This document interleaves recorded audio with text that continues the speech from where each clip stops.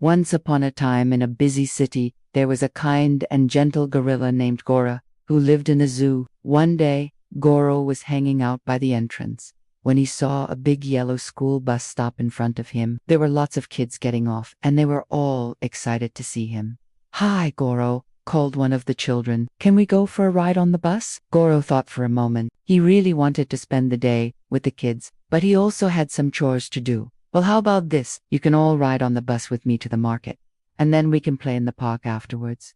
The children cheered and ran to the bus. They all sat down and put on their seat belts. Goro found a seat. He needed 2 seats and sat down carefully. He waved to the driver, Mr. Joe, and smiled at the kids. Then the bus started moving. Every time the bus turned, Goro slipped and rolled like a big bowling ball. He laughed. The children giggled. "This is the best ride ever!" When they arrived at the market, Goro bought some bananas and shared them with the kids. Then it was time to go to the park, but before they could get to the playground, the bus suddenly stopped. Everyone looked out the windows and gasped. A big snake was blocking the road. It was too wide and long to move around. The kids started to get scared, and some of them began crying. "Don't worry, I'll handle this," said Goro, standing up tall. He opened the door and walked out. The children watched as Goro gently picked up the snake and placed it back in the jungle. "Thank you, Goro," cheered everyone.